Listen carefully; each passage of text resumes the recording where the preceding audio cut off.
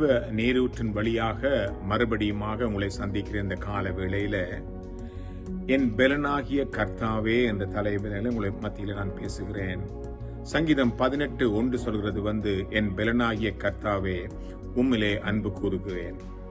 கர்த்தருடைய பலம் எப்படி கிடைப்பது என்பதை குறித்து அடுத்த வசனம் சொல்கிறது கர்த்தர் என் கன்மலையும் அசைக்க முடியாதபடியும் என் கோட்டையும் ஆபத்து நாளிலே எனக்கு தஞ்சமானவரும் என் இரட்சகரும் எனக்கு விடுதலை தருகிறவரும் என் தேவனும் நான் ஆராதிக்கிறவரும் என்னை உருவாக்கினவரும் நான் நம்பியிருக்கிற என் துரூகம் எனக்கு புகலிடம் கொடுப்பவரும் என் கேடகம் என்னுடைய பாதுகாப்பும் என்னுடைய இரட்சணிய கொம்பும் என்னுடைய பலமும் அவரே.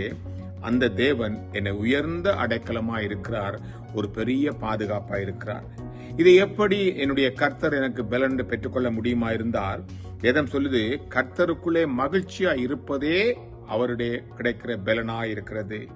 இரண்டாவது காரியம், கர்த்தருக்கு காத்திருக்கும் போது நாங்கள் புது பலன் அடைந்து கழுகுகளைப் போல செட்டைகளை அடித்து உயர பறக்கிறோம் என்று வேதம் கூறுகிறது.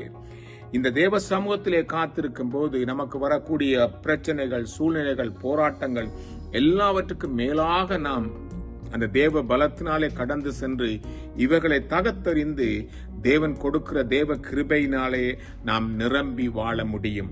ஆனால் அந்த காலவெளியில ஒருவேளை இந்த காலவெளியில நீ பலம் குறைந்திருப்பாயா இருந்தால் தகப்பன் நீரே எனக்கு பலன் என்று சொல்லி அவர் சமூகத்திலே அவரே விடுதலை கொடுக்கிறவர், அவரே நமக்கு ஆறுதல் தேர்தலா இருப்பவர், அவரே அரணும் கோட்டையுமா இருப்பதனால் அவர் சமூகத்திலே ஒப்பு கொடுப்போமாக.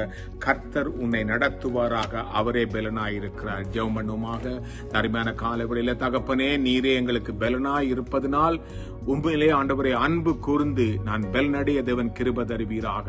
நீர் எனக்கு அடைக்கலம், கோட்டை, துரூகம், நம்பி இருக்கிற உயர்ந்த அடைக்கலமாயிருப்பதனால் தேவரீர் உம்முடைய சமூகத்தில் இந்த காலவெளி ஒப்புக் கொடுக்கிறேன். என்னுடைய எல்லா பலவீனத்திலையும் உம்முடைய பலம் பரிபூர்ணமாக விளங்கட்டும். என்னுடைய பலம் குன்றிய வேளையில நீரே எனக்கு பலனாயிருப்பதனால் உம்முடைய கரத்திலே தாழ்த்தி கொடுக்கிறேன்.